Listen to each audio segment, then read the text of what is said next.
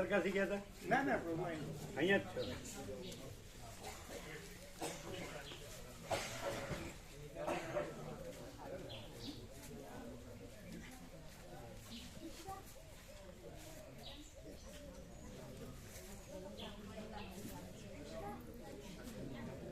તમને જગ્યા પછી બતાડે ચાલે ને મામા પ્રભુ? હે સાચો બોધ પછી આખો દિવસ છે જ ને?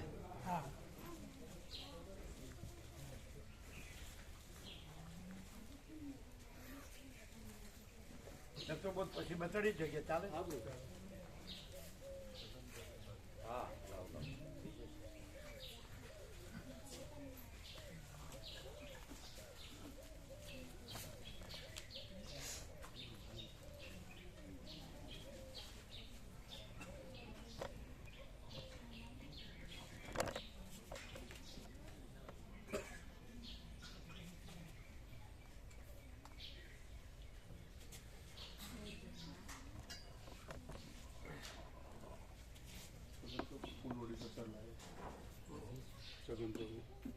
ફૂલવડી અને બપોરના પ્રસાદમાં બધાને અપાય. અત્યારે આપવાનું?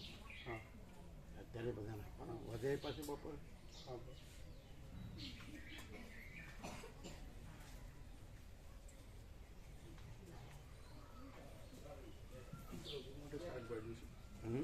શાકભાજી છે પ્રભુ માટે, કુદરતી શાકભાજી, પ્રાકૃતિક શાકભાજી.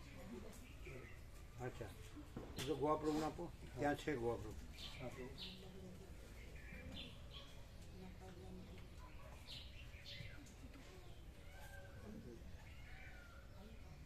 પેલો વાલો શું વાલો છે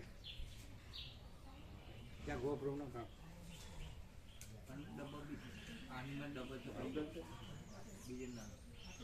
શું છે? મોટામાં જણ પ્રસાદ આપો બધાને.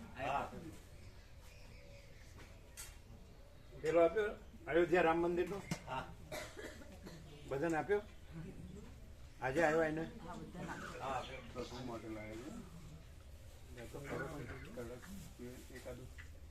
એટલે અત્યારે હાથ નો કરાય તેલ વાળા. હા મરચા ત્યાં આ લઈ જાઓ. ત્યાં લઈ જાઓ પછી પાછા આવશે.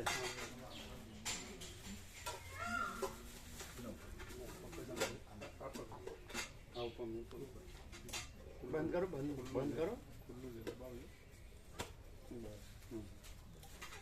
શાકભાજી આપો.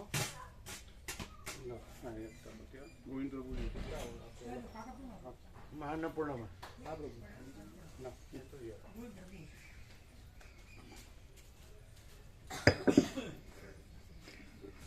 ઓમ ઓમ બરાબર. અવાજ બરાબર ઓછો થોડો ઓછો છે. ઓમ ઓમ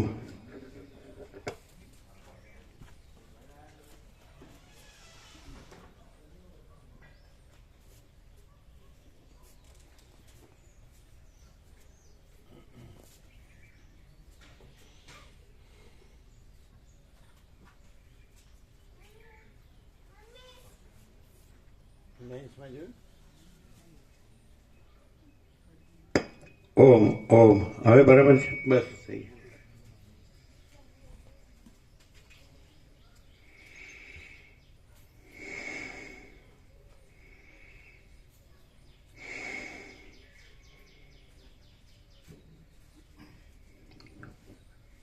પરમ ચિદાકાશ, પરમ જ્યોતિ, અખંડ જ્યોતિ, અનંત, પૂર્ણ, પરમ ચિદાકાશ, પરમ શાંતિ, સ્વયં સિદ્ધ, स्वयं प्रकाश, स्वयं पूर्ण, स्वस्वरूप, यही सब कुछ है, इसके सिवा कुछ नहीं है। शून्यभास, अनंत कोटि, महाकल्पो है ही नहीं। वशिष्ठ राम निर्वाण उत्तरार्ध राउंड 38मो राउंड।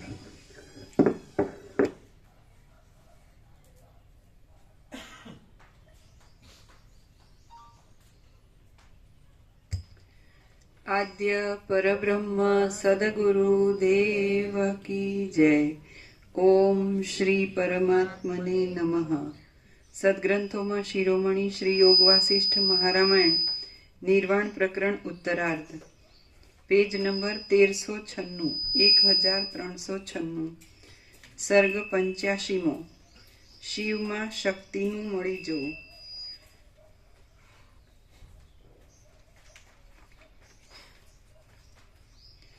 આ 85મા સર્ગમાં નૃત્ય કરનારા ચિદશક્તિ રૂપ ભૈરવી દેવી શિવને જોઈ સ્નેહને લીધે તેનો સ્પર્શ કરતા તેના અંગમાં લય થઈ એક રૂપ થઈ જશે એ કહેવામાં આવશે.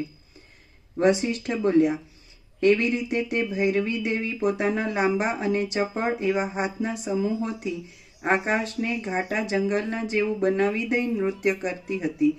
પોતાના સ્વરૂપને ન ઓળખતા નિર્વિકાર ચિદશક્તિ જ ક્રિયારૂપે નૃત્ય કરતી હતી.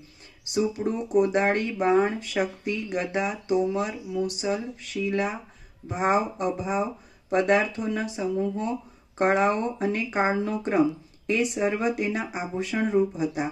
જેમ મનોરાજ્યની કલ્પના જ હૃદયમાં નગરના આકારને ધારણ કરે છે, તેમ ચિદ શક્તિ પોતાની અંદર જગતને ધારણ કરી રહી છે, અથવા તો જેમ માનસિક કલ્પના જ નગરના આકારે થઈ રહે છે, તેમ એ ચિદ શક્તિ જ આ જગતના આકારે થઈ રહેલી છે. જેમ પવનમાં ચલન શક્તિ રહી છે, તેમ શિવની અંદર ચિદ શક્તિ રૂપ ઈચ્છા રહી છે. જેમ પવનમાંથી ચલન શક્તિ શાંત થતાં તે પોતાના સ્વરૂપમાં જ રહે છે, તેમ ઈચ્છા શાંત થતાં પરમ શિવ પણ પોતાના સ્વરૂપમાં જ સ્થિર રહે છે. જેમ આકાશની અંદર પવનની નિરાકાર ચલન શક્તિ મૂર્તિમાન શબ્દ ઉત્પન્ન કરે છે, તેમ શિવની નિરાકાર ઈચ્છા આ સાકાર જગતને ઉત્પન્ન કરે છે.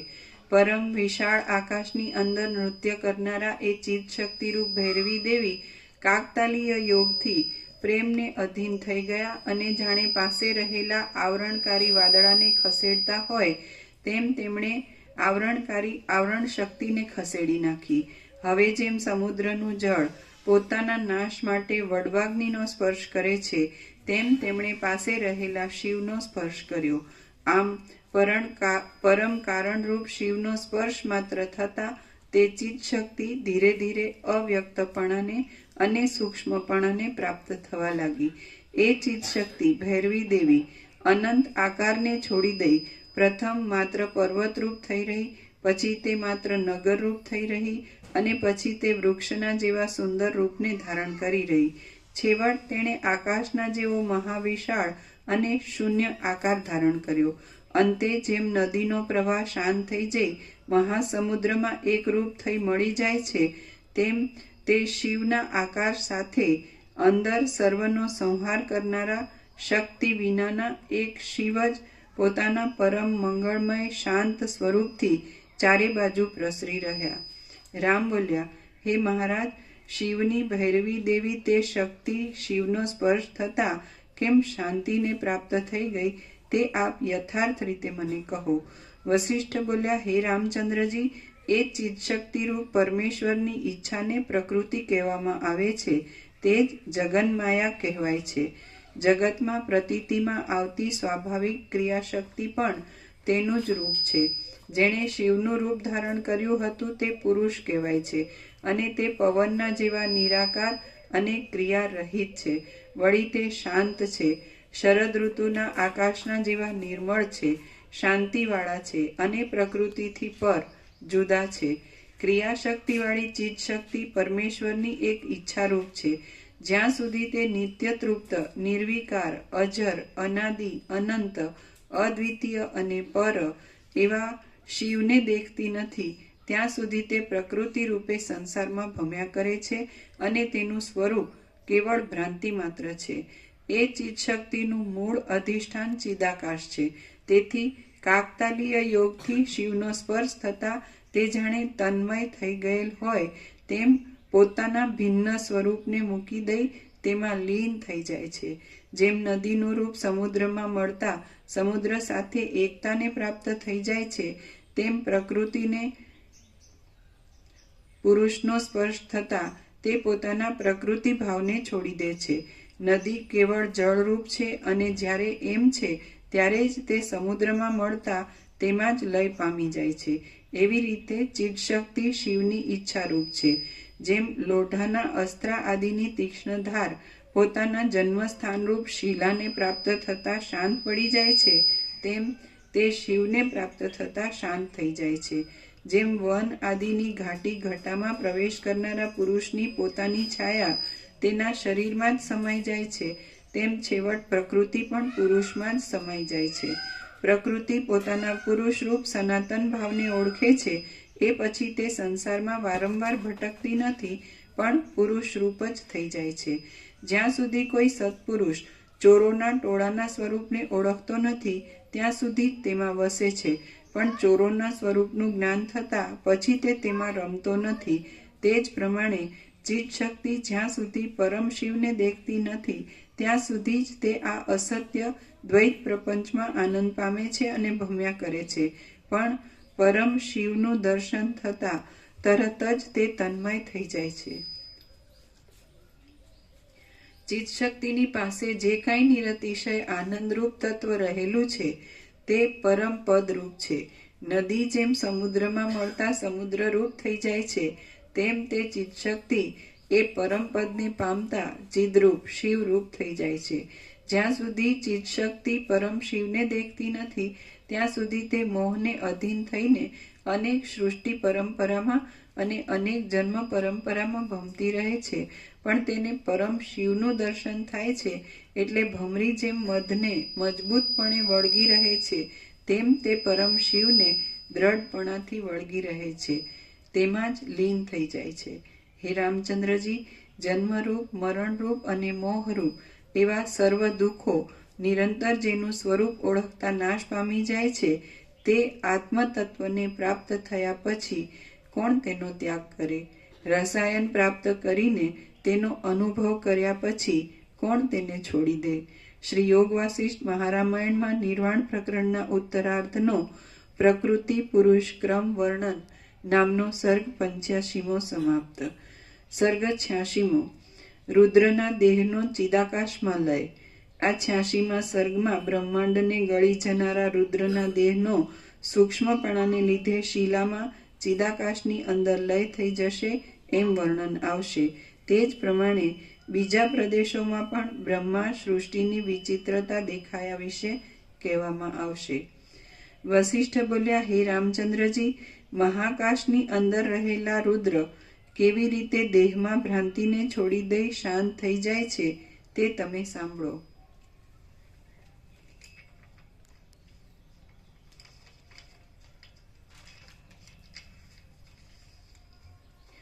તે સમયે એ રુદ્ર, ભૈરવ અને ઉપરના તથા નીચેના જગતના બે ખંડ જાણે ચિત્રમાં આલેખેલા હોય તેમ ચેષ્ટા વગરના અને જડ જેવા થઈ રહેલા મારા જોવામાં આવ્યા. પછી એક મુહૂર્ત માત્રમાં તે રુદ્ર આકાશની અંદર જેમ સૂર્યરૂપ દ્રષ્ટિ વડે પૃથ્વીને અને આકાશને જુએ તેમ જગતના બંને નીચે ઉપરના ખંડને જોવા લાગ્યા. પછી નિમેષ માત્રમાં તે એ બંને ખંડને પોતાના શ્વાસોચ્છ્વાસના બળથી મોઢા આગળ ખેંચી લાવ્યા અને જાણે પાતાળની અંદર ફેંકતા હોય તેમ તેમને પોતાના મુખમાં ગળી ગયા.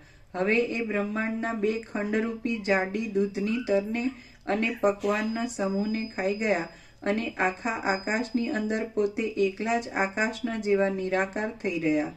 મુહૂર્ત માત્રમાં તે વાદળાના જેવા નાના થઈ ગયા, પછી લાકડી જેવા થઈ ગયા અને પછી તે વેંત જેવા દેખાવા લાગ્યા. પછી તો મને તેમનો આકાર કાચની કણીના જેવો જોવામાં આવ્યો. ત્યારે હું આકાશમાંથી દિવ્ય દ્રષ્ટિથી જોતો હતો અને મને એ રુદ્રનું તેજ રૂપ બહુ જ ઝીણું થઈ ગયેલું દેખાયું. પછી ક્ષણ માત્રમાં તે પરમાણુ રૂપ થઈ અદૃશ્ય થઈ ગયા.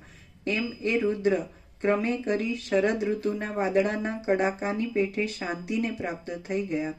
જોકે એ રુદ્ર મોટા આડંબરને ધારણ કરી રહ્યા હતા તો પણ જોત જોતામાં તે અદૃશ્ય થઈ ગયા. આમ ક્ષુધા વડે પીડાયેલો હરણ જેમ નાના બે પાંદડાને ગળી જાય તેમ તે રુદ્ર આવરણ રહિત બ્રહ્માંડના બંને ખંડને ગળી ગયા. હવે ત્યાં શાંત નિર્મળ બ્રહ્મરૂપ ચિદાકાશ જ અવશેષ રહ્યું. તે ચિદાકાશ આદિ મધ્ય અને અંતથી રહિત હતું. આ પ્રમાણે તે શિલાની અંદર અરીસામાં પડેલા પ્રતિબિંબની પેઠે આભાસ રૂપે મહાપ્રલય મારા જોવામાં આવ્યો. આ મહાપ્રલયમાં ચારે બાજુ ભ્રાંતિ જ જોવામાં આવતી હતી. પછી જેમ કોઈ ગામડિયો માણસ રાજદ્વારમાં આવતા વિસ્મિત થઈ જાય તેમ તે વિદ્યાધરીનું સ્મરણ કરી તથા એ શિલા અને તેની અંદરના સર્વ વિલાસને સ્મરણમાં લાવી હું વિસ્મિત થઈ ગયો. પાછી ફરીવાર પણ મેં એ સુવર્ણમય શિલાને જોઈ તો એ ભૈરવી દેવીના અંગમાં જેમ સૃષ્ટિ દેખાતી હતી તેમ તે શિલામાં પણ સર્વત્ર સર્વ સૃષ્ટિઓ મારા જોવામાં આવી. આ બધું બુદ્ધિરૂપી નેત્ર વડે અથવા દિવ્ય ચક્ષુ વડે દેખાય છે, બીજી રીતે દેખાતું નથી. કેમ કે સર્વત્ર સદાકાળ સર્વ ચિદાત્માની અચિંત્ય શક્તિને લીધે રહેલું જ છે. એ શિલાને દૂરથી ચર્મચક્ષુ વડે ઉપરથી જોઈએ તો ત્યાં એક શિલા જ દેખાતી હતી અને સૃષ્ટિ આદિ કશું પણ ત્યાં જણાયું ન હતું. ત્યાં તો એક ઘટ્ટ શિલા જ રહેલી જણાતી હતી. એ શિલા સુવર્ણમય હતી, વિશાળ હતી અને સંધ્યાકાળના વાદળાના જેવી સુંદર હતી. પછી વિસ્મયથી પ્રાપ્ત થઈ જઈને મેં પાછો ફરીવાર વિચાર કર્યો. મેં શિલાના બીજા ભાગ તરફ પરમ સૂક્ષ્મ દ્રષ્ટિથી જોયું તો તે ભાગ પણ મને જગતની રચનાના આડંબરવાળો જોવામાં આવ્યો. તેમાં પ્રથમની પેઠે જ મને ગુફાના જેવા વિશાળ પોલાણનો આકાર જણાયો અને તેમાં નાના પ્રકારના પદાર્થોથી સુંદર દેખાતી સૃષ્ટિ મારી નજરે પડી. વળી પાછો મેં એ શિલાનો બીજો પ્રદેશ પ્રથમની રીતે જોવા માંડ્યો તો તે પણ મને તેવો જ સૃષ્ટિ રચનાવાળો જણાયો. એવી રીતે તે શિલાના જે પ્રદેશો મેં જોયા તેની અંદર અરીસામાં પ્રતિબિંબ થઈ દેખાતા પદાર્થની પેઠે નિર્મળ જગત મારા જોવામાં આવતું હતું. ત્યાર પછી મેં અતિ કૌતુકથી તે પર્વતની બધી શિલાઓ જોઈ. વળી મેં પૃથ્વીના બીજા ભાગો તથા ઘાસ ઝાડી આદિ સ્થળો જોયા તો તે સર્વની અંદર યથાસ્થિતપણે વિવિધ આકારવાળું જગત રહેલું મારા જોવામાં આવ્યું. પરંતુ ભ્રાંતિ વિનાની પરમ સૂક્ષ્મ બુદ્ધિ વડે જ તે દેખાય છે, બાકી બીજી રીતે તે દેખાતું નથી. તેમાં કોઈક સ્થળે તો પહેલી સૃષ્ટિનો આરંભ થયેલો દેખાતો હતો અને પ્રજાપતિઓની ઉત્પત્તિ થતી જણાતી હતી. કોઈક ઠેકાણે નક્ષત્રો, ચંદ્ર, સૂર્ય, દિવસ, રાત્રિ, ઋતુઓ અને વર્ષોની કલ્પના થતી હતી. કોઈક જગ્યાએ પૃથ્વીની પીઠ પર માણસોની વસ્તી પેદા થતી દેખાતી હતી. કોઈ એક ઠેકાણે તો સગરના પુત્રોથી નહીં ખોદી શકાયેલી મહાભયંકર 4 સમુદ્રરૂપી ખાઈ નજરે પડતી હતી. કોઈક સ્થળે દેવતાઓની સૃષ્ટિ ન થતા કેવળ દૈત્યોની સૃષ્ટિ જ પેદા થતી હતી. કોઈક સ્થળે કંઈક સત્યયુગના આચારવાળા સજ્જન પ્રાણીઓ દેખાતા હતા અને કોઈક ઠેકાણે કંઈક કળિયુગના આચારવાળા દુર્જન પ્રાણીઓ નજરે પડતા હતા. કોઈક જગ્યાએ અનેક નગરોના સમૂહોમાં દૈત્યોનો કાંઈ સંગ્રામ થતો રહેવાથી અંદર દાખલ થઈ શકાય તેવું ન હતું. કોઈક ઠેકાણે તો મોટા મોટા પર્વતોના સમૂહોથી એક તલભાર જમીન પણ ખાલી ન હતી. કોઈક જગ્યાએ તો કશી સૃષ્ટિ જ પેદા થઈ ન હતી, પણ માત્ર એક બ્રહ્મા જ દેખાતા હતા. કોઈ સ્થળે તો જરા મરણ વિનાના મનુષ્યોવાળું ભૂતળ દેખાતું હતું. કોઈક ઠેકાણે ચંદ્રમા ઉત્પન્ન જ ન થવાથી ચંદ્રમા રૂપી ભૂષણ વિનાના મસ્તકવાળા શિવજીનું દર્શન થતું હતું. કોઈક સ્થળે તો ક્ષીરસાગરનું મથન થયું નહોતું. તેથી અમૃતનો લાભ ન થતા મૃત્યુ ધર્મવાળા દેવતાઓથી સર્વ ભરપૂર દેખાતું હતું. ત્યાં અમૃત, અશ્વ, ઉચ્ચૈશ્રવા નામનો ઘોડો, ઐરાવત, ધન્વંતરી, કામધેનુ, લક્ષ્મી તથા કાળકૂટની ઉત્પત્તિ જ ન હતી. કોઈક ઠેકાણે શુક્રાચાર્યની મૃત સંજીવની વિદ્યામાં વિઘ્ન નાખવા દેવતાઓનો સમૂહ ઉત્કંઠિત થયેલો દેખાતો હતો અને કોઈક જગ્યાએ કંઈક ઉદ્દેશને લીધે દીતિના ગર્ભમાં અવયવોને નિકંદન કરી નાખવામાં તૈયાર થઈ ગયેલો ઇન્દ્ર નજરે પડતો હતો. કોઈક સ્થળે તો ધર્મની પરિપૂર્ણ સ્થિતિને લીધે સર્વ મનુષ્યોનો સમૂહ પોતાની મેળે જ બ્રહ્મ વર્ચસ્વથી દેદીપ્યમાન જણાતો હતો. કોઈક ઠેકાણે પ્રથમની રચનાના ક્રમના કરતાં કંઈક જુદી જ જાતની રચનાના ક્રમવાળો પદાર્થોની સ્થિતિ દેખાતી હતી. કોઈ જગ્યાએ અપૂર્વ વેદશાસ્ત્રના અર્થ અને અપૂર્વ આચાર વિચાર નજરે પડતા હતા અને કોઈ સ્થળે જાણે પ્રલય કાળને લીધે ક્ષોભ પામી જવાથી કશું પણ હોય જ નહીં એમ જણાતું હતું. કોઈક જગ્યાએ દૈત્યોના સમૂહો દેવ મંદિરને તોડી પાડતા હતા. કોઈક ઠેકાણે દેવતાઓના બગીચામાં ગંધર્વો અને કિન્નરો ગાયન કરતા હતા. કોઈક જગ્યાએ દેવતાઓની અને દૈત્યોની સલાહનો કંઈક આરંભ થયેલો જણાતો હતો. એવી રીતે ભૂત, ભવિષ્ય અને વર્તમાન એ ત્રણેય કાળના જગતોનો આડંબર મેં મોટા મોટા જગતના સમૂહ રૂપે દેખાતા શબલ બ્રહ્મની અંદર જોયો. તેમાં એક ઠેકાણે પ્રલયકાળના યોગથી ક્ષોભ પામેલા પુષ્કરાવર્ત નામના મેઘોનો ગડગડાટ સંભળાતો હતો. વળી એક ઠેકાણે પ્રાણીઓનો સમુદાય કશી પીડા ન હોવાને લીધે શાંત સ્થિતિમાં રહેલો જણાતો હતો. કોઈ એક ઠેકાણે દેવો, દાનવો અને માનવોના રાજાઓ ગડબડાટવાળા જણાતા હતા. કોઈ એક સ્થળે સૂર્યનો ઉદય જ થતો ન હતો અને અંધકાર તથા વાદળાની ઘાટી ઘટાત જામી રહી હતી. કોઈ એક ઠેકાણે અંધકાર જ થતો ન હતો અને અંદર જાણે જ્વાળાઓ સળગી હોય તેમ પ્રકાશ જ નજરે આવતો હતો. આથી તે પ્રદેશ રમણીય દેખાતો હતો. કોઈક સ્થળે વિષ્ણુ ભગવાનની નાભિરૂપ કમલિનીની નાળમાં છુપાઈ રહેલા મધુ કૈટભ દૈત્ય નજરે આવતા હતા. કોઈ એક ઠેકાણે ભગવાનના નાભિકમળ રૂપી પેટીમાં સૂઈ રહેલા નવા બાળકરૂપ બ્રહ્માજીના દર્શન થતા હતા. કોઈક સ્થળે પ્રલયકાળમાં મહાસાગરમાં ઊંચા અક્ષયવટની અંદર તેના પાંદડામાં વિશ્રાંતિ લઈ રહેલા ભગવાનનું દર્શન થતું હતું. કોઈક ઠેકાણે પ્રલયકાળની રાત્રિને લીધે પ્રકાશ વગરના ઘાટા અંધકારથી સર્વ આકુળ થયેલું દેખાતું હતું. કોઈક સ્થળે શિલાના ગર્ભના જેવું એકરસ અવકાશ વિનાનું સુષુપ્તિ અવસ્થાવાળાના જેવા આકારને ધારણ કરી રહેલું જાણી ન શકાય તેવું લક્ષણ રહિત અને જાણે સુષુપ્તિ અવસ્થાને પામેલું અતર્ક્ય આકાશ જ ચારે બાજુ વિશાળ આકારે પ્રસરી રહેલ જણાતું હતું. કોઈક ઠેકાણે તો પાંખોના આધારે રહી શકનારા પર્વતો રૂપી કાગડાઓ વડે આકાશ વ્યાકુળ થઈ રહેલું દેખાતું હતું. કોઈક ઠેકાણે વજ્રના સંઘર્ષથી વિખરાઈ જતા પર્વતોનો પ્રકાશ દેખાતો હતો. કોઈક ઠેકાણે મર્યાદાને ઓળંગી ગયેલા મદોન્મત્ત સમુદ્રો પૃથ્વીને અને પર્વતોને ઘસડી જતા હતા. કોઈક સ્થળે ત્રિપુરાસુર, વૃત્રાસુર, અંધકાસુર અને બળીરાજાનું યુદ્ધ જામી રહ્યું હતું. કોઈક ઠેકાણે મદોન્મત્ત દિગ્ગજો વડે પૃથ્વી કંપતી હતી. કોઈક સ્થળે પ્રલયકાળને લીધે પૃથ્વી શેષનાગના મસ્તક ઉપર આળોટતી હતી તો કોઈ સ્થળે બાળ વયના રામચંદ્રજી રાવણરૂપી રાક્ષસનો વધ કરતા દેખાતા હતા. કોઈક ઠેકાણે રાવણરૂપી રાક્ષસ રામચંદ્રને છેતરી લઈ સીતાજીનું હરણ કરતો જણાતો હતો. કોઈક સ્થળે પૃથ્વી ઉપર પગને ધારણ કરી રહેલા અને મેરુ પર્વતના શિખર ઉપર મસ્તક રાખી રહેલા કાળનેમી દૈત્યે આકાશને દબાવ્યું હતું. કોઈક ઠેકાણે દેવતાઓને નસાડી મૂકી નિરંતર દૈત્યોને જ સર્વનું પાલન કરતા જણાતા હતા.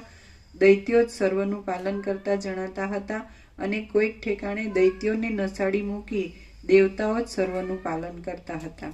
કોઈક સ્થળે અર્જુન વડે યુક્ત અને પોતાના મનુષ્યોનું રક્ષણ કરી રહેલા કૃષ્ણ ભગવાન અને પાંડવો કૌરવો મહાભારતના યુદ્ધમાં અનેક અક્ષૌહિણીનો સંહાર કરતા જણાતા હતા. રામ બોલ્યા, હે મહારાજ, આપ જે કહો છો કે હું પૂર્વે થયો હતો તે શી રીતે થયો હતો અને કદાચિત થયો હોઉં તો પણ આવા જ આકારથી થયો હતો કે કોઈ બીજા આકારથી તે આપ મને કહો. વશિષ્ઠ બોલ્યા, હે રામચંદ્રજી, ગળા તથા કોઠી આદિમાં પુરાતા અડદ જેમ ભરાતા અને ઠલવાતા રહે છે તેમ જગતના સર્વ પદાર્થો તે જ ક્રમથી અથવા બીજા ક્રમથી જન્મ મરણને પ્રાપ્ત થતા જ રહે છે. કેટલાક સર્વ ક્રમમાં સમાન હોય છે, કેટલાક તેના તે જ આકારથી પાછા થાય છે, કેટલાક બીજા જ આકારથી પાછા ઉત્પન્ન થાય છે અને કેટલાક સમુદ્રના તરંગની પેઠે એકબીજાના જેવા જ દેખાય છે. તમે ફરીવાર તેના તે જ અવતરેલા છો, હું પણ ફરીવાર તેનો તે જ અવતરેલો છું અને આ બીજા મનુષ્યો પણ ફરીવાર તેના તે જ અવતરેલા છે. તત્વદ્રષ્ટિથી જોઈએ તો કોઈ દિવસ કશું ઉત્પન્ન જ થતું નથી.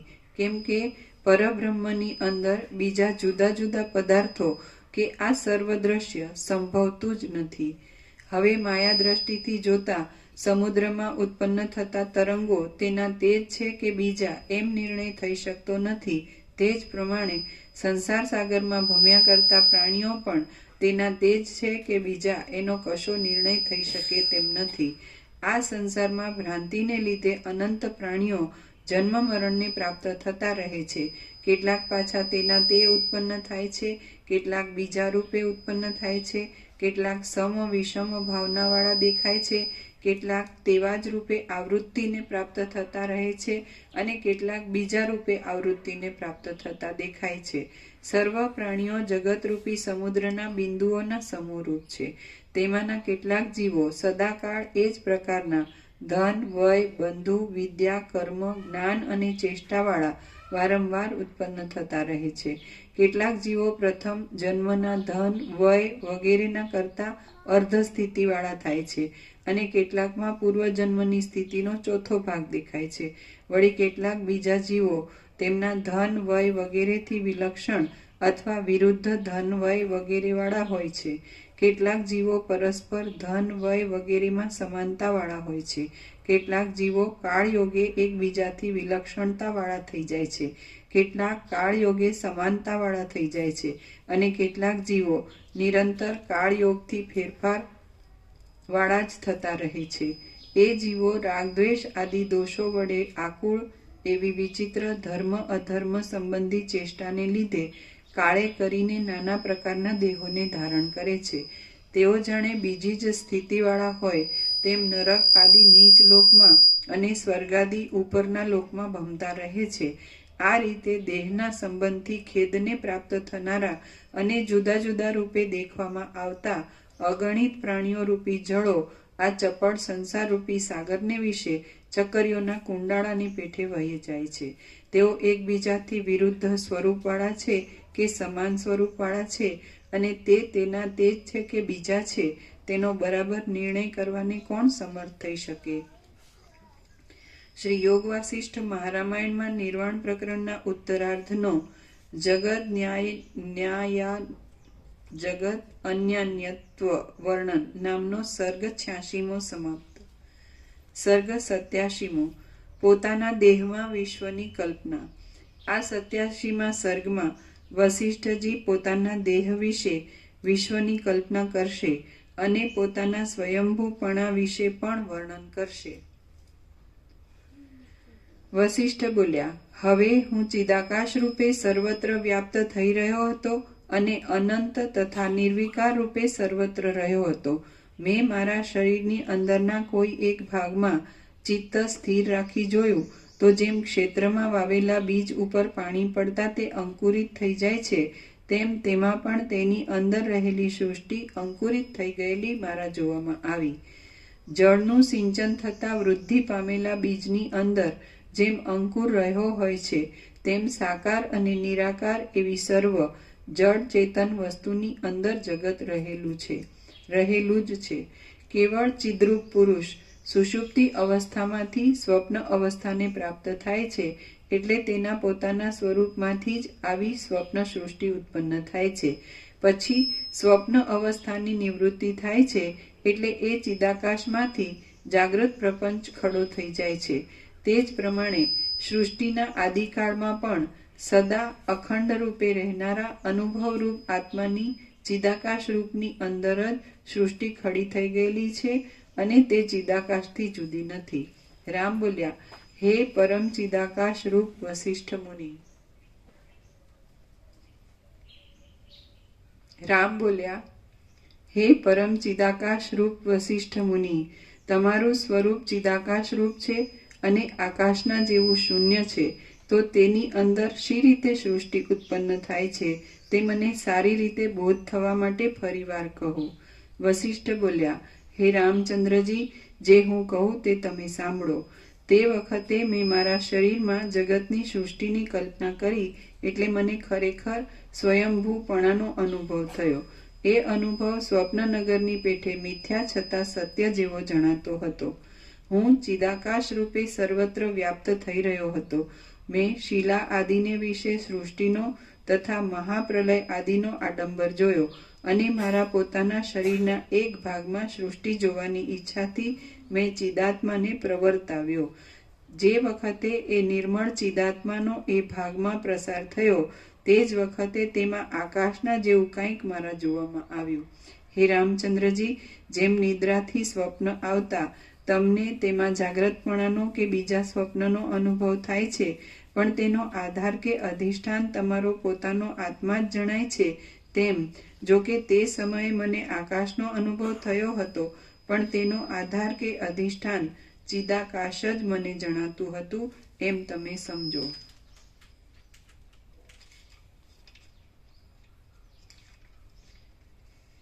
પ્રથમ તો દિશાઓને પોતામાં આરોપનારું આકાશ ચિત્ત શક્તિ વડે ચિત્તરૂપ થઈ જાય છે. પછી તેમાંથી અહંકાર પેદા થાય છે અને તે જ નિશ્ચય રૂપે ઘાટાપણાને પ્રાપ્ત થઈ બુદ્ધિ કહેવાય છે. પછી તે બુદ્ધિ સંકલ્પ વિકલ્પ આદિ રૂપે ઘાટાપણાને પામતા મન કહેવાય છે. હવે તે મન શબ્દ તન્માત્રાને અને બીજી પણ સ્પર્શ તન્માત્રા વગેરે તન્માત્રાઓને કલ્પી લે છે અને તે સ્થૂળતાને પ્રાપ્ત થતા 5 ઇન્દ્રિયો રૂપ બને છે. એવી રીતે ઇન્દ્રિયોનો સમુદાય ઉદય પામે છે. જેમ સુષુપ્તિ અવસ્થામાંથી સ્વપ્ન અવસ્થામાં જનારા જીવને સ્વપ્ન સૃષ્ટિ ખડી થઈ જાય છે અને તે સુખ દુઃખ પેદા કરે છે, તેમ સૃષ્ટિના આદિકાળમાં નિર્વિકાર એવા ચિદાત્માને ક્ષણવારમાં જગતરૂપી દ્રશ્ય ઘાટે રૂપે ઉદય પામે છે અને તે સુખ દુઃખ પેદા કરે છે. આ અનંત દ્રશ્યજાળની પ્રતીતિ સર્વને એક સરખા કાળ સુધી ભાસ્યા કરે છે. તેમાં કેટલાક તેની ઉત્પત્તિ વિશે વર્ણન કરે છે અને કેટલાક તે વિશેનું વર્ણન કરતા નથી. આ પ્રમાણે રમણીય એવા એક પરમાણુ જેવડા ભાગમાં પણ બ્રહ્માંડ રૂપે પ્રસરી રહેલા ચિદાત્માનો મને અનુભવ થયો. બાકી વસ્તુતઃ જોઈએ તો એ સર્વ નિર્મળ ચિદાકાશ રૂપ હતું. આકાશની અંદર જેમ સ્વભાવે જ નિરંતર પવન વાયા કરે છે, તેમ સ્વભાવે જ મન પણ સર્વ ઠેકાણે પોતાના શરીરને કલ્પી લે છે. સર્વના પરમ કારણરૂપ એવી હિરણ્યગર્ભના મનની કલ્પના શક્તિ પ્રથમ જે પદાર્થનું જેવું રૂપ કલ્પાઈ ગયું હોય છે તેને તે પોતે પણ ઘણો યત્ન કરવા છતાં પણ ફેરવી શકતા નથી, તો પછી બીજાથી તો તે નિયમો કેમ ફરી શકે? હું ચેતનપણાને લીધે અપરિચ્છિન્ન છું અને ચિત્તે કરેલી પરિચ્છિન્નપણાની કલ્પનામાં જોડાઈ જતા હું અણુરૂપ થઈ ગયો. પછી ચિદાત્માના પ્રતિબિંબને લીધે મને નાના તેજના કણના જેવા તેજોમય લિંગ શરીરની સ્ફૂર્તિ થઈ અને તે પછી તેની જ ભાવના કરતા જાણે હું સ્થૂલ દેહરૂપ બની ગયો હોઉં તેમ મને જણાયું. પછી હું કંઈક રૂપ આદિ વિષયનો અનુભવ કરું એવો મારા સૂક્ષ્મ જીવાત્મામાં જરાક વિચાર આવ્યો, એટલે મેં તે વિષયમાં પ્રવૃત્તિ કરી અને મને તેની ગ્રાહક ઇન્દ્રિયો તથા વિષયો વગેરેનો અનુભવ થયો. હે રામચંદ્રજી, તેમના જે નામો છે તેમાંથી જે મુખ્ય નામોની તમારા જેવા સુગ્ન પુરુષોએ કલ્પના કરી છે તે વિશે હું કહું છું, તે તમે સાંભળો. જે રંધ્ર વડે મેં જોવાની પ્રવૃત્તિ કરી તે ચક્ષુ કહેવાય છે. જે કંઈ જોવાનું હોય તે રૂપ દ્રશ્ય કહેવાય છે અને તે બંનેના સંયોગનું જે ફળ તે દર્શન કહેવાય છે. જે સમયે એ રૂપનું દર્શન થાય તે સમયને કાળ શબ્દ વડે કહેવામાં આવે છે. જે પ્રકારે એ રૂપને જોવામાં આવે છે તેને ક્રમ કહેવામાં આવે છે. આવી જાતનો એક ઈશ્વરી પ્રૌઢ નિયમ છે. તેને નિયતિ શબ્દ વડે ઓળખવામાં આવે છે. જે અધિષ્ઠાનની અંદર એ રૂપ જોવામાં આવે છે તેને આકાશ કહેવામાં આવે છે. જે ભાગમાં હું રહું છું તેને દેશ કહેવામાં આવે છે.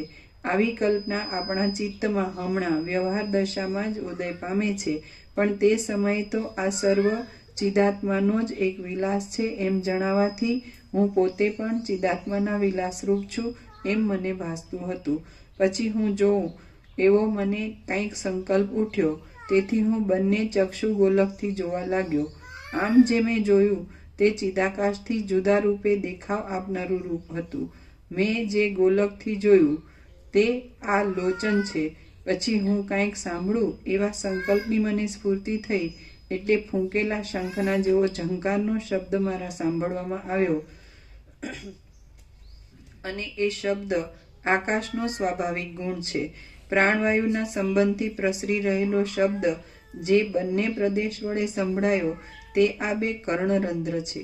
પછી મને સ્પર્શ વિષયનો કંઈક અનુભવ થયો અને જે પ્રદેશ વડે તેનો અનુભવ થયો તે ત્વક ઇન્દ્રિય કહેવાય છે. જેના અસ્તિત્વ વડે મારા અંગને સ્પર્શ વિષયનો અનુભવ થયો તે રૂપ રહિત અને સ્પર્શવાળો વાયુ કહેવાય છે અને સ્વયંભૂના સત્ય સંકલ્પને આધારે રહેલો છે.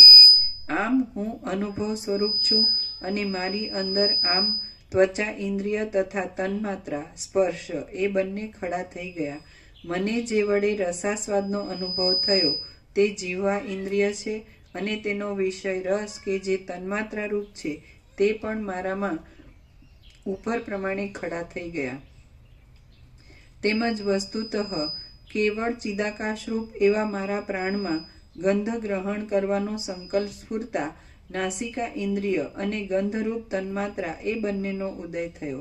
આવી રીતે જોકે દેહ ઇન્દ્રિય વિષય વગેરેની સંપત્તિ મારામાં દેખાતી હતી, છતાં વસ્તુતઃ જોઈએ તો તે સર્વ કલ્પના માત્ર અને મિથ્યા હતું. તેથી કશું પણ થયું જ ન હતું. ઉપર કહ્યા પ્રમાણે ઇન્દ્રિયો અને તન્માત્રાઓ ખડી થઈ ગઈ અને હું વૃત્તિ દ્વારા તદાકાર થવા લાગ્યો એટલે તરત જ શબ્દ, સ્પર્શ, રૂપ, રસ અને ગંધ એ રૂપી શરીરને ધારણ કરી રહેલા 5 વિષયોના ભોગનો મને બળાત્કારથી અનુભવ થવા લાગ્યો. એ વિષયો મિથ્યાપણાને લીધે નિરાકાર હતા, છતાં માત્ર ભ્રાંતિ વડે જ તે વિષયના રૂપમાં ભાસતા હતા. ઇન્દ્રિયો તથા વિષયો વગેરેના સમૂહમાં અભિમાન બંધાવાથી હું અમુક રૂપે છું એવી જે ભાવના મારામાં ખડી થઈ ગઈ તેને જ તમારા જેવા વિવેકી પુરુષો અહંકાર નામથી કહે છે. એ અહંકાર નિશ્ચય રૂપે ઘાટાપણાને પ્રાપ્ત થાય છે ત્યારે તે બુદ્ધિ નામથી ઓળખાય છે. તે બુદ્ધિ પાછી ઘાટાપણાને પ્રાપ્ત થાય છે એટલે મન નામથી ઓળખાય છે. આમ હું અંતઃકરણરૂપ બની ગયો અને મારું શરીર આતિવાહિક થઈ ગયું એટલે કે હું સૂક્ષ્મ શરીરવાળો બની ગયો. પરંતુ ખરી રીતે જોતા મારું સ્વરૂપ શુદ્ધ ચિદાકાશ જ હતું.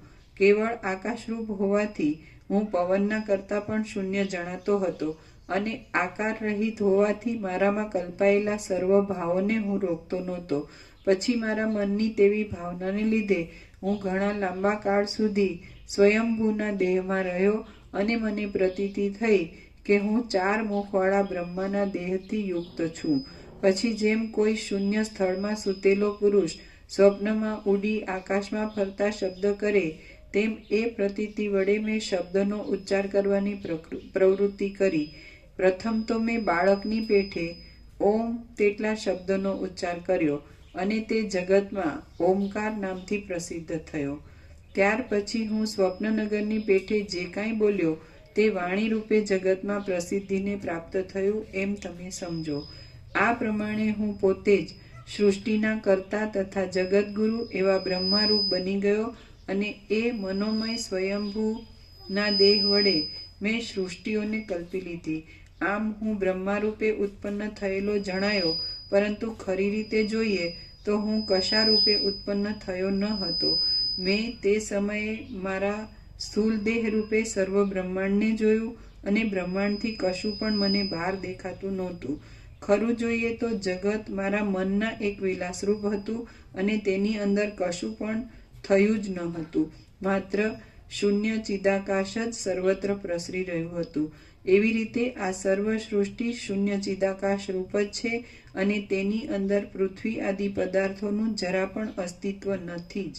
ચિદાકાશની અંદર ભ્રાંતિથી જ જગતરૂપી ઝાંઝવાના જળની પ્રતીતિ થાય છે, બાકી કાંઈ પણ ચિદાકાશથી બહાર નથી.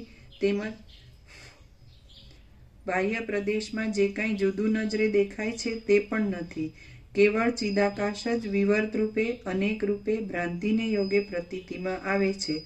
નિર્જળ પ્રદેશમાં જળ હોતું જ નથી, છતાં મૃગ આદિ પ્રાણીઓનો જીવાત્મા અંદર તૃષાથી તાપ પામીને સંભ્રમમાં પડી જાય છે અને ઝાંઝવાના જળ રૂપે નિર્મૂળ ભ્રાંતિને દેખે છે. એવી રીતે બ્રહ્મની અંદર જગત છે જ નહીં તો પણ જીવાત્મા અજ્ઞાનના આવરણને લીધે ભ્રાંતિ પામે છે અને આ જગત રૂપી નિર્મૂળ ભ્રમને દેખે છે. સંકલ્પ વડે ખડા થઈ ગયેલા મનોરાજ્યની પેઠે અને સ્વપ્નનગરની પેઠે આ જગત અસત્ય છતાં હૃદયની અંદર ખડું થઈ રહ્યું છે. પડખે સૂતેલા મનુષ્યને આવેલું સ્વપ્ન તેના ચિત્તમાં પ્રવેશ કર્યા વિના નહીં જેવું લાગે છે, પણ યોગ આદિ દ્વારા તેના ચિત્તમાં પ્રવેશ કરવામાં આવે તો તે અનુભવમાં આવે છે. તે જ પ્રમાણે અધિષ્ઠાન ચૈતન્યરૂપ શિલામાં રહેલું જગત પણ તેમાં જો પ્રવેશ કરાય તો જ અનુભવમાં આવે છે. બીજી રીતે તે અરીસામાં પ્રતિબિંબ થયેલા પદાર્થના આકારની પેઠે દેખાતું હોય તો પણ અસત્ય જ છે. જો આધિભૌતિકપણારૂપી નેત્રથી તેને જોવામાં આવે તો એ જગત વગેરે કશું પણ દેખાતું નથી. એકમાત્ર લોકાલોક પર્વત જ જોવામાં આવે છે. પણ જો એ સૃષ્ટિને જ્ઞાન દ્રષ્ટિ વડે આતિવાહિક દેહથી યોગ દ્વારા જોવામાં આવે છે તો એ સૃષ્ટિ પરમાત્મા રૂપ જ જણાય છે.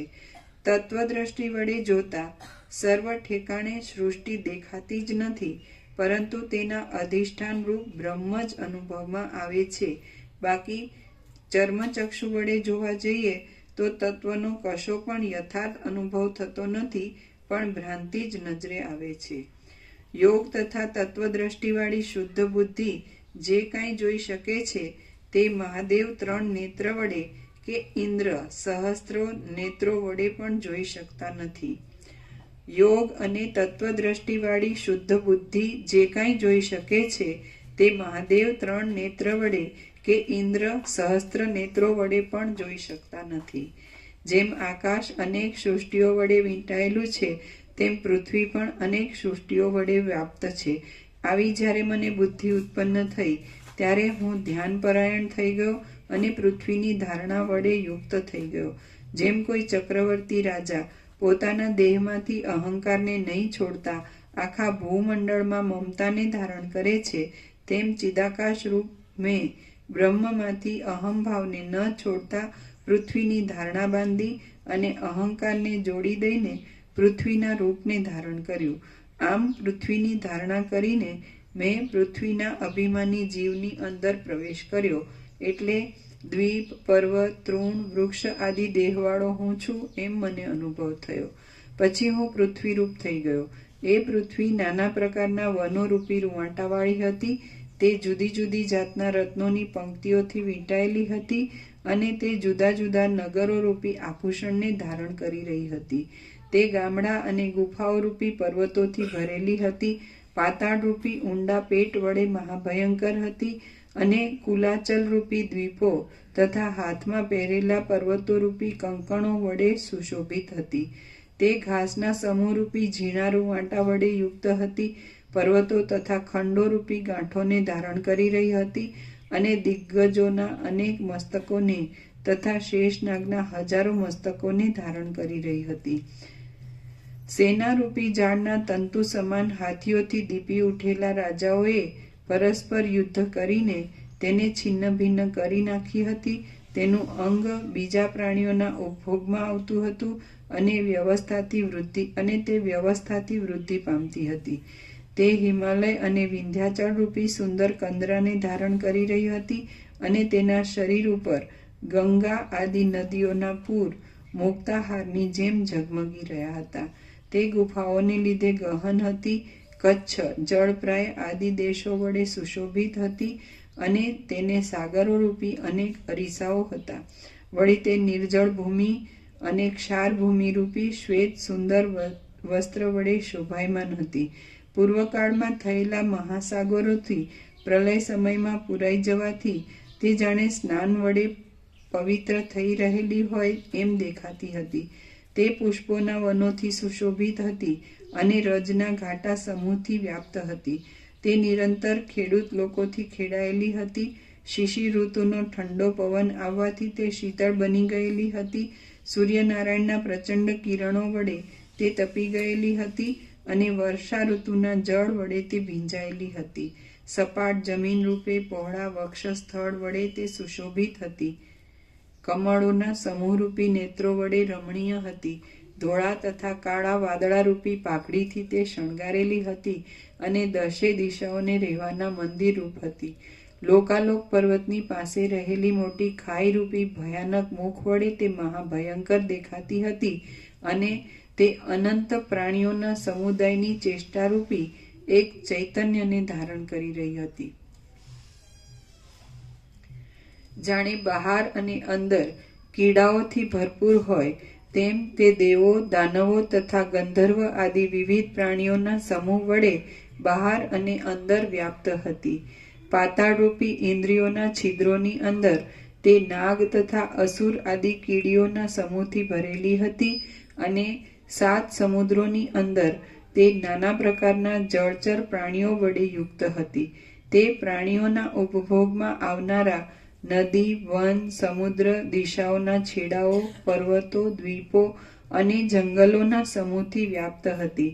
નાના પ્રકારના પર્વતો તથા નદીઓ વગેરેની પંક્તિથી અને પ્રાણીઓના સમૂહથી ભરેલા દેશો વડે તથા ખંડો વડે તે ભરપૂર હતી. વેલો, તળાવો, નદીઓ, કમળના ખંડો અને અનેક શત્રુના સમૂહોથી તે વ્યાપેલી હતી. શ્રી યોગ વાસિષ્ઠ મહારામાયણમાં નિર્વાણ પ્રકરણના ઉત્તરાર્ધનો સ્વદેહે વિશ્વકલ્પના નામનો સર્ગ 87મો સમાપ્ત.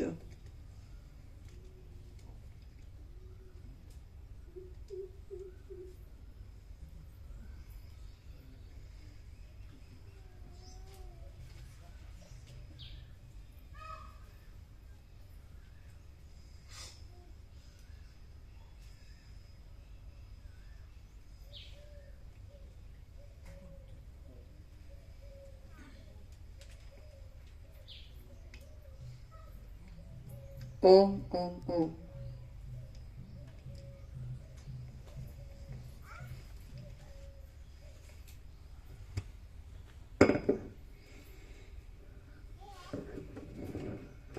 આ આખું અનંત સંપૂર્ણ અસ્તિત્વ છે. એ અનંત સંપૂર્ણ પરમ ચિદાકાશ, પરમ જ્યોતિ, અખંડ જ્યોતિ છે. અને એ જ આખું અનંત સંપૂર્ણ અસ્તિત્વ મહાચિદાકાશ, સ્વયં પ્રકાશ, સંપૂર્ણ પ્રકાશ છે. આખું અનંત સંપૂર્ણ અસ્તિત્વ પૂર્ણ બ્રહ્મ, અનંત તેજઘન, અનંત ચિતઘન છે. આખું અનંત સંપૂર્ણ અસ્તિત્વ પરમાકાશ, કેવલ અનંત શુદ્ધ તેજઘન છે. આખું અનંત સંપૂર્ણ અસ્તિત્વ પરમાકાશ, અખિલ આત્મા, પૂર્ણ બ્રહ્મ, પરમાત્મા છે. અને એ જ પરમ ચિદાકાશ, મહાચિદાકાશ, પૂર્ણ બ્રહ્મ, પરમાકાશ, પરમાત્મા એક જ વસ્તુ છે. શબ્દ જુદા જુદા છે. જેમ આપણે સૂર્યને સૂર્ય કહીએ, રવિ કહીએ, ભાણ કહીએ, સન કહીએ, તો એક જ પ્રભાકર કહીએ. નામ જુદા જુદા છે, વસ્તુ એક જ, સ્વરૂપ એક જ. તો એ જે અનંત અને પૂર્ણ, અખંડ અને અભેદ ચૈતન્ય પ્રકાશ, પરમ ચૈતન્ય પ્રકાશ રૂપ જે પૂર્ણ બ્રહ્મ પરમાત્મા છે, તો એ જ શિવ રૂપે અને શક્તિ રૂપે સર્વત આપણે આજે એવી રીતે સાંભળીએ. અને એ શક્તિ જ આ સૃષ્ટિ, સ્થિતિ, પ્રલય રૂપે, સૃષ્ટિમાં આખું આકાશ, એમાં અનંત નક્ષત્ર, અનંત તારા, અનંત સૂર્યો, અનંત બ્રહ્માંડો, અનંત સૃષ્ટિ, સ્થિતિ, પ્રલય, અનંત નામરૂપ. તો એ જ આકાશથી પણ પરમાકાશ છે, આકાશથી પણ મોટો, જે આખો આકાશ જેવો આખો અનંત ચૈતન્ય પ્રકાશ છે. તો એ જ પરમ ચિદાકાશ, પરમ ચૈતન્ય પ્રકાશ રૂપી આકાશ, આકાશ જેવો આખો અનંત ચૈતન્ય પ્રકાશ છે. એ જ પરમ ચિદાકાશ, પરમ જ્યોતિ, અખંડ જ્યોતિ શિવ રૂપે, અને એ શિવ જ શક્તિ રૂપે, અને શક્તિ જ સૃષ્ટિ, સ્થિતિ, પ્રલય રૂપે છે. જેવી રીતે અનંત મહાસાગર, એમાં બધું જળ જ જળ છે, પાણી જ પાણી, પણ એ જ અનંત મહાસાગર સ્થિર હોય, એ અનંત મહાસાગર એ જ અનંત સંપૂર્ણ મહાચિદાકાશ મહાસાગર, મહાચૈતન્ય પ્રકાશ રૂપી મહાસાગર. તો તો એ મહાસાગર સ્થિર અવસ્થા હોય એટલે એને શિવ કહે છે. જળ સ્થિર. પછી એ જ જળનું હાલવું દુલવું એટલે એને શક્તિ કહે. અને હાલવા દુલવાથી હાલવા ચાલવાથી એમાં ચક્રી, તરંગ, ફીણ, પરપોટા ભાસે અને એના ઉત્પત્તિ, સ્થિતિ, લય ભાસે છે અનેક, અને નામરૂપ ભાસે છે. એ આ સૃષ્ટિ એટલે એ મહાચિદાકાશ મહાસાગર જે અનંત સંપૂર્ણ અને અનંત અખંડ અને અભેદ એક રસ, ઘન, ભરપૂર, પૂર્ણ, કોઈ જગ્યા ખાલી નહીં, અને રજ પણ બીજી જગ્યા નહીં, રજ પણ બીજી વસ્તુ નહીં. મહાસાગરમાં જેમ જળ જ જળ, એમ મહાચૈતન્ય પ્રકાશ રૂપી મહાસાગરમાં મહાચૈતન્ય પ્રકાશ જ મહાચૈતન્ય પ્રકાશ.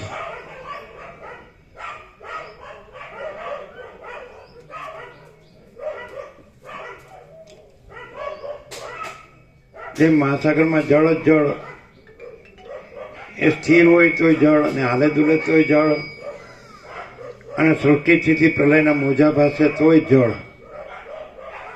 એમ આ અનંત સંપૂર્ણ મહાચિદાકાશ મહાસાગર, મહાચૈતન્ય પ્રકાશ રૂપી મહાસાગર, આખું આકાશથી પણ મોટું. તો એ સ્થિર હોય તો શિવની ઉપમા, અને હાલે દુલે તો એ શક્તિની ઉપમા, અને હાલવા દુલવાથી સૃષ્ટિ સ્થિતિ પ્રલય રૂપી મોજા આકારે ભાસે તોય એ જ મહાચિદાકાશ મહાસાગર જ મહાસાગર, જળ જ જળ. એમ મહાચૈતન્ય પ્રકાશ જ મહાચૈતન્ય પ્રકાશ, મહાચૈતન્ય જ મહાચૈતન્ય. તો આ આખું અનંત સંપૂર્ણ અસ્તિત્વ છે એ અનંત સંપૂર્ણ મહાચિદાકાશ મહાસાગર છે. એટલે એવી રીતે આ આખું અનંત સંપૂર્ણ અસ્તિત્વ છે ને મૂળ તત્વ રૂપે, મૂળ સત્ય રૂપે અનુભવી લેવામાં આવે એટલે પછી બધું જ એ અનંત સંપૂર્ણ અસ્તિત્વ એ અનંત સંપૂર્ણ મહાચિદાકાશ મહાસાગર રૂપે જ અનુભવાય. ગમે તે અવસ્થામાં ભાષે એને તમે અનંત સંપૂર્ણ મહાચિદાકાશ મહાસાગર રૂપે અનુભવો, કે એના એ મહાચૈતન્ય પ્રકાશના સ્થિર આકારે સ્થિર શિવ સ્વરૂપે અનુભવો, કે એના હલવા દુલવા આકારે મહાચૈતન્ય પ્રકાશના. મહાચૈતન્ય પ્રકાશ પોતાના કેવળ સ્વરૂપે મહાચૈતન્ય પ્રકાશ, પોતાના સ્થિર રૂપે શિવ રૂપે પણ મહાચૈતન્ય પ્રકાશ, અને હલવા દુલવા રૂપે શક્તિ રૂપે પણ મહાચૈતન્ય પ્રકાશ, અને મોજા રૂપે સૃષ્ટિ સ્થિતિ પ્રલય રૂપે પણ મહાચૈતન્ય પ્રકાશ. એટલે આ બધું મહાચિદાકાશ હે મહાચિદાકાશ જો હૈ સો હૈ. એને તમે પૂર્ણ બ્રહ્મ કહો, પરમાત્મા કહો. આપણે એને 5 સત્રાક્ષરમાં જ કહીએ છીએ. આ બધું જ છે यह सारा टोटालिटी में अनंत संपूर्णता में आ બધું જ ટોટાલિટીમાં અનંત સંપૂર્ણતામાં પરમ ચિદાકાશ પરમ જ્યોતિ અખંડ જ્યોતિ જ છે. મહાચિદાકાશ સ્વયં પ્રકાશ સંપૂર્ણ પ્રકાશ જ છે. પૂર્ણ બ્રહ્મ અનંત તેજઘન અનંત ચિદઘન જ છે. પરમાકાશ કેવલ અનંત સુધર તેજઘન જ છે. પરમાકાશ અખિલ આત્મા પૂર્ણ બ્રહ્મ પરમાત્મા જ છે. એટલે એ જ પરમ ચિદાકાશ, એ જ મહાચિદાકાશ, એ જ પરમાકાશ, એ જ પૂર્ણ બ્રહ્મ, એ જ પરમાત્મા, એ જ અખંડ સચ્ચિદાનંદ સ્વરૂપ. સત એટલે અનંત સર્વવ્યાપી પરિપૂર્ણ પરમ અસ્તિત્વ. ચિદ એટલે અનંત સર્વવ્યાપી પરિપૂર્ણ પરમ ચૈતન્ય. અને આનંદ એટલે અનંત સર્વવ્યાપી પરિપૂર્ણ પરમ આનંદ. એટલે એ પરબ્રહ્મ અખંડ સચ્ચિદાનંદ. આ બધું કેવળ પરબ્રહ્મ અખંડ સચ્ચિદાનંદ જ છે.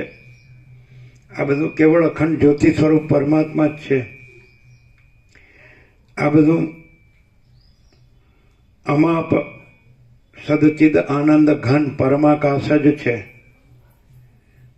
આ બધું અનંત પૂર્ણ પરબ્રહ્મ સ્વયં પ્રકાશ સજ છે. સ્વયં સિદ્ધ, સ્વયં પ્રકાશ, સ્વયં પૂર્ણ, સ્વસ્વરૂપ. આ બધું છે અને તમે ભગવાન કહો, ઈશ્વર કહો, પ્રભુ કહો, ચિદાકાશ કહો, બ્રહ્મ કહો, આત્મા પરમાત્મા કહો, પરમાકાશ કહો, ગોડ કહો, કોને સેમ એક જ વસ્તુ, એક જ સ્વરૂપ. આ બધું જેમાં સૂર્યનારાયણ ભગવાનનો પ્રકાશ છે, આખો પ્રકાશ છે, જેમાં આખું આકાશ છે, જેમાં આખો મહાસાગર છે, તે એક જ સ્વરૂપ. એમાં બધું છે એ અનંત ચૈતન્ય પ્રકાશ એક જ સ્વરૂપ છે. આકાશ જેવો આખો અનંત ચૈતન્ય પ્રકાશ છે. આ તત્વદર્શન છે, આત્મદર્શન છે, બ્રહ્મ દર્શન છે, ઈશ્વર દર્શન છે, પ્રભુ દર્શન છે, ભગવત દર્શન છે. આ સંસ્કૃતિ છે. અને આત્મજ્ઞાન પણ કહે છે અને બ્રહ્મ વિદ્યા પણ કહે છે. એ આપણને આ સદગ્રંથોમાં શિરોમણી શ્રી યોગાસિદ્ધ મહારામણમાં આ પૂર્ણ બ્રહ્મ પરમાત્મા જે પરમેશ્વર એનો સંપૂર્ણ પ્રકાશ સાંપડે છે, પ્રાપ્ત થાય છે. એટલે માણસ છે એ પછી પોતાને આટલા જ નાનકડા એક વ્યક્તિ રૂપે કે જીવ રૂપે કે મનુષ્ય રૂપે જ નથી જાણતો, પણ પછી આખું અનંત સંપૂર્ણ અસ્તિત્વ એ પૂર્ણ બ્રહ્મ પરમાત્મા પરમેશ્વર છે એ રૂપે પોતાને જાણે છે. જેમાં અનંત મહાસાગર હાલે દુલે એટલે અનંત ચક્રી તરંગ ભીણ પરપોટા આકારે ભાસે છે, પણ પછી એ ચક્રી તરંગ ભીણ પરપોટા પોતાને અનંત મહાસાગર રૂપે અનુભવે. એવી રીતે એ અનંત પરમ ચૈતન્ય પ્રકાશ, અનંત ચૈતન્ય પ્રકાશ રૂપી મહાસાગર, પૂર્ણ બ્રહ્મ પરમાત્મા પરમેશ્વર રૂપી મહાસાગર, એ અનંત ઈશ્વર માયા જીવ જગત ચક્રી તરંગ ભીણ પરપોટા આકારે પાસે. પણ પછી એ સર્વ પોતાને સ્વરૂપ જ્ઞાનથી પોતાને એ પૂર્ણ બ્રહ્મ પરમાત્મા પરમેશ્વર રૂપે અનુભવે. આ મનુષ્ય છું એવું પછી ન લાગે. આત્મજ્ઞાન થાય એટલે પછી પોતે આ આખો અનંત પૂર્ણ પરમ ચૈતન્ય પ્રકાશ, પૂર્ણ બ્રહ્મ પરમાત્મા પરમેશ્વર, પરમ ચિદાકાશ, મહાચિદાકાશ, પરમાકાશ આખો તો પોતાને એ સ્વરૂપે અનુભવે. ચક્રી પોતાનું સ્વરૂપ અનુભવે એટલે અનંત જળ એકરસ મહાસાગર. તરંગ પોતાનું સ્વરૂપ અનુભવે એટલે અનંત એકરસ જળ મહાસાગર. અને ફીણ પોતાનું સ્વરૂપ અનુભવે એટલે અનંત જળ એકરસ મહાસાગર. પરપોટા પોતાનું સ્વરૂપ અનુભવે એટલે અનંત જળ એકરસ મહાસાગર. એમ ઈશ્વર માયા જીવ જગત પોતાનું સ્વરૂપ અનુભવે એટલે એ અનંત એકરસ મહાચૈતન્ય પ્રકાશ, પરમ ચૈતન્ય પ્રકાશ, એ પરમ ચિદાકાશ, મહાચિદાકાશ, પરમાકાશ, પૂર્ણ બ્રહ્મ પરમાત્મા પરમેશ્વર પુરુષોત્તમ મહાસાગર. એટલે દરેક પોતાને આત્મજ્ઞાનથી એ પૂર્ણ બ્રહ્મ પરમાત્મા પરમેશ્વર અનુભવે, પોતાને અનંત અને પૂર્ણ પરમ ચૈતન્ય પ્રકાશ રૂપે અનુભવે. પછી પોતાને આટલું જ ન અનુભવે, પછી ચક્રી પોતાને આટલી જ ન અનુભવે પણ અનંત મહાસાગર અનુભવે. પછી તરંગ પોતાને આટલો જ ન અનુભવે, અનંત મહાસાગર અનુભવે. પછી ફીણ પોતાને આટલું જ ન અનુભવે, અનંત મહાસાગર અનુભવે. પરપોટા પોતાને આટલા જ ન અનુભવે, અનંત મહાસાગર અનુભવે. તેવી રીતે આ આખો અનંત મહાચૈતન્ય આકાશ જેવો આખો અનંત ચૈતન્ય પ્રકાશ છે. તો પછી દરેક જે કંઈ છે, ઈશ્વરથી લઈને કીડી સુધી, તણખલા સુધી, માટીની રજ સુધી, પણ દરેક પોતાની અંદર એ આખું એ પૂર્ણ બ્રહ્મ પરમાત્મા પરમેશ્વર જ છે, પુરુષોત્તમ જ છે, પરમપદ જ છે. અને એ અનુભવ એટલે એ પરમપદ પૂર્ણ વિશ્રાંતિ જ છે. એના માટે તો માણસ આ તત્વબોધ સાંભળે છે, વશિષ્ઠરામનો સંવાદ સાંભળે છે. પોતાનું દરેકની અંદર, બધાની અંદર બધાનું પોતાનું જે પૂર્ણ ચૈતન્ય પ્રકાશ, પૂર્ણ બ્રહ્મ પરમાત્મા પરમેશ્વર પુરુષોત્તમ સ્વરૂપ અનુભવવા માટે અને એ પ્રાપ્ત કરવા માટે આ તત્વબોધ છે. આ ડાયરેક્ટ કહેવાય. આમાં કેવું છે કે આપણે ખાલી શાંતિથી ને ધ્યાનથી વશિષ્ઠ પ્રકાશથી સરળ શ્રવણ કરીએ અખંડ પૂર્ણ તત્વબોધ, એટલે સીધે સીધા જ આપણે એ રહીએ, બીજું વચમાં કંઈ કરવું જ ન પડે. આ સાંભળીએ એટલે આપણે તરત આપણને જ્ઞાન થઈ જાય કે આ બધું જ છે એ પૂર્ણ બ્રહ્મ પરમાત્મા પરમેશ્વર જ છે, પરમ ચૈતન્ય શક્તિ જ છે. એને તમે પરમ ચિદાકાશ કહો, પરમ શિવ કહો, પરમ શક્તિ કહો કે આ પરમ સૃષ્ટિ કહો, પણ એ બધું એક જ પરમ ચૈતન્ય પ્રકાશ છે. અખંડ સદચિદ આનંદ એ પરમ સત્તા રૂપે, પરમ ચૈતન્ય રૂપે, પરમ પ્રકાશ રૂપે, પરમ આનંદ રૂપે, પરમ પ્રેમ રૂપે, પરમ શાંતિ રૂપે, પરમ અમૃત રૂપે, પરમ તૃપ્તિ રૂપે, પરમ સંતોષ રૂપે, પરમ સમાધાન રૂપે, પરમ કલ્યાણ રૂપે, પરમ whole and sole, all in all રૂપે અનુભવાય કે બધું જ બધું, ઓલ એન્ડ સોલ, આખે આખું, પૂર્ણ. એટલે પછી માણસ એ પરમ પદમાં પૂર્ણ વિશ્રાંતિ પામે છે. પરમ ચિદાકાશ, પરમ પદ, પૂર્ણ વિશ્રાંતિ. એટલે જે ખાલી પોતાને આટલો જ માને એટલે અધૂરપ લાગે છે, અને પછી પોતાને આખો એ અનંત, વ્યાપક, સમાન, પૂર્ણ, એકરૂપ પૂર્ણ બ્રહ્મ પરમાત્મા અનુભવે, અખંડ સચ્ચિદાનંદ સ્વરૂપ અનુભવે, એટલે પછી પોતાને અધૂરપ ના લાગે, પછી કોઈ અભાવ ન રહે, કોઈ ઈચ્છા ન રહે. પોતાને આટલો જ માને છે કે હું આટલો જ છું, આ દેહ છે એટલો જ છું, આમ દેહ છું, પંચભૂત કે સપ્તધાતુ, આકાશ, વાયુ, તેજળ, પૃથ્વીનો, અથવા તો રસ, રક્ત, માંસ, મેદ, અસ્થિ મજ્જા અને શુક્રનો. આ આમાં 5 કર્મેન્દ્રિયો છે, 5 જ્ઞાનેન્દ્રિયો છે, અને મન, બુદ્ધિ, ચિત્ત, અહંકાર છે, અને પ્રાણ છે, અને પ્રકૃતિ છે, સત્વગુણ, રજોગુણ, તમગુણ. ને એમાં સાક્ષી પરમાત્માનું પ્રતિબિંબ ચિદાભાસ અહમરૂપી જીવ છે. અંદર પછી સાક્ષી છે ને અંદર પછી પરમાત્મા છે. તો આવું જુદું જુદું જે રૂપ, અને એમાં પોતાનું આટલું મર્યાદિત રૂપ જે માનીશું, એની જગ્યાએ એને આખું પોતાનું અનંત પૂર્ણ પરમેશ્વર સ્વરૂપ ખુલ્લું થઈ જાય સરળ શ્રવણથી, કે આપણે આટલો જ તરંગ નથી, પણ આપણે આખો મહાસાગર છે. એટલે આભાસ આકાર વિકારથી અને ઉત્પત્તિ સ્થિતિ લઈથી જન્મ વિકાર નાશથી એમ લાગે કે આ એક દેહધારી જીવ છે, કે વ્યક્તિ છે, કે માણસ છે. આભાસ આકાર વિકારથી મર્યાદિત, દેશકાળ મર્યાદિત, અને જન્મ વિકાર નાશથી કે હું આ છું, આટલો જ આ જન્મું છું, પછી બાળક થાવ, કિશોર થાવ, તરુણ થાવ, યુવાન થાવ, પ્રૌઢ થાવ, વૃદ્ધ થાવ, પછી દેહ શાંત થઈ જાય. પણ પછી એમ જાણે કે તો મારું જે આકાર રૂપ છે એ ઉત્પન્ન થાય, એ રહે, બદલાય ને એ લય પામે, પણ મારું જે અનંત પૂર્ણ પરબ્રહ્મ પરમાત્મા જે પરમેશ્વર સ્વરૂપ છે એ તો અજન્મા, અવિકારી, અવિનાશી જ છે. પોતાને આપણે દેહાકારે માનો તો જન્મ, જીવન, મૃત્યુ એવો ભાસ થાય, પણ પોતાને ચૈતન્ય પ્રકાશ રૂપે જાણો, અંદર અનંત ચૈતન્ય પ્રકાશ, કેવળ અનંત ચૈતન્ય પ્રકાશ પરમાત્મા છે, મહાસાગર, તો અજર અમર, અખંડ, અવિનાશી. પછી જન્મ મરણ ન લાગે. દેહાકાર રૂપે જન્મ મૃત્યુ લાગે, હર્ષ શોક લાગે, સુખ દુઃખ લાગે, બધા દ્વંદ્વો લાગે પ્રકૃતિના, કે હા બડા છોટા, ભલા બુરા, ભેદાભેદ, કોઈ સ્ત્રી છે, કોઈ પુરુષ છે, દેહાકારે, કોઈ ગરીબ છે, કોઈ તવંગર છે, કોઈ રાય છે, કોઈ રંગ છે, કોઈ ઊંચ છે, કોઈ નીચ છે, કોઈ બાળક છે, કોઈ યુવાન છે, કોઈ વૃદ્ધ છે, કોઈ જન્મે છે, કોઈ જીવે છે, અને કોઈનો દેહ શાંત થાય છે.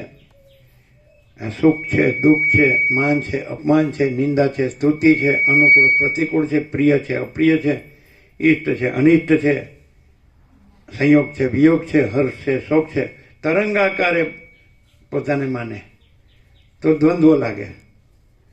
પણ પોતે નિર્દ્વંદ્વ પૂર્ણ બ્રહ્મ પરમાત્મા પરમેશ્વર જાણે આ તત્વબોધથી, કે ખરું તત્વ સત્ય શું છે આપણું બધાની અંદર.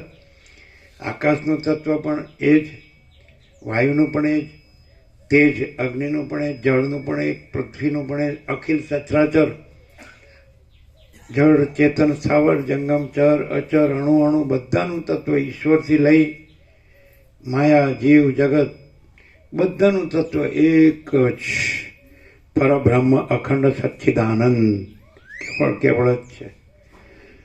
એ કેવળ અખંડ જ્યોતિ સ્વરૂપ પરમાત્મા જ છે. કેવળ અખંડ સચ્ચિદાનંદ પરમાત્મા જ છે.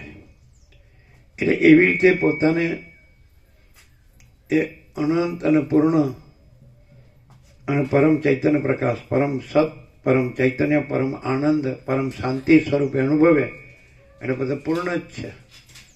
એટલે પછી એમાં જન્મ મૃત્યુ નથી, ઈષ્ટ અનિષ્ટ નથી, સંયોગ વિયોગ નથી, હર્ષ શોક નથી, લાભ હાનિ નથી, જય પરાજય નથી, માન અપમાન નથી, નિંદા સ્તુતિ નથી, અનુકૂળ પ્રતિકૂળ નથી, પ્રિય અપ્રિય નથી, કાંઈ આવતું નથી, કાંઈ બદલાતું નથી, કાંઈ જતું નથી, જન્મ વિકાર નાશ નથી, આભાસ આકાર વિકાર નથી, ભેદાભેદ નથી, કોઈ સાચું ખોટું નથી, સારું નરસું નથી, કોઈ ભેદાભેદ નથી. અને બધું અખંડ, અનંત, અખંડ, અભેદ, બધું એક જ અજર અમર અખંડ અવિનાશી એક જ પૂર્ણ તત્વ છે. અને બધાનું પોતાનું જ સ્વરૂપ, સાચું સ્વરૂપ, સંપૂર્ણ ભ્રાંતિરહિત શુદ્ધ સ્વરૂપ. આ આત્મવિદ્યા છે, આ બ્રહ્મ વિદ્યા છે, આ સંસ્કૃતિ છે, આ પૌર્વત્ય સંસ્કૃતિ આ છે. વશિષ્ઠ રામને કહે છે જન્મથી મનુષ્ય આત્મજ્ઞાન પ્રાપ્ત કરી લેવું છે કે પોતે એ છે પૂર્ણ બ્રહ્મ પરમાત્મા પરમેશ્વર છે. પોતે આટલું જ નથી, આ જન્મ્યો એટલો દેહ જ નથી, પોતે આ તરંગ નથી, પણ પોતે અનંત મહાસાગર છે, અનંત ચૈતન્ય પ્રકાશ, અનંત ચૈતન્ય શાંતિ. એટલે એને માટે જ આ ઉત્તમ મનુષ્ય દેહ મળ્યો છે. અને આ પ્રાપ્ત કરી લે એટલે મૂળે પોતે જે છે એ અનુભવીને એ જ રહે. એટલે પછી એને દેહના કોઈ પણ આભાસ આકાર વૈકાર જન્મ જીવન મૃત્યુ કાંઈ લાગુ જ ન પડે, દ્વંદ્વ લાગે જ નહીં. આ હું, આ બીજા, મારું, બીજાનું, બડા છોટા ભલા બુરા ભેદાભેદ કાંઈ ન લાગે. કારણ કે આખું અખંડ સચ્ચિદાનંદ સ્વરૂપ છે પરબ્રહ્મ, પોતાનું દરેકની અંદર, દરેકનું. ચક્રી દેખાય તો એ મહાસાગર છે, તરંગ દેખાય તો એ મહાસાગર છે, ફીણ દેખાય તો એ મહાસાગર છે, પરપોટા દેખાય તો એ મહાસાગર છે, ઈશ્વર દેખાય તો એ મહાચિદાકાશ સ્વયં પ્રકાશ સંપૂર્ણ પ્રકાશ છે, માયા દેખાય તો એ મહાચિદાકાશ સ્વયં પ્રકાશ સંપૂર્ણ પ્રકાશ છે, જીવ દેખાય તો એ મહાચિદાકાશ સ્વયં પ્રકાશ સંપૂર્ણ પ્રકાશ છે, જગત દેખાય તો એ મહાચિદાકાશ સ્વયં પ્રકાશ સંપૂર્ણ પ્રકાશ જ છે. બીજું કંઈ છે જ નહીં, બીજું કંઈ થતું જ નથી.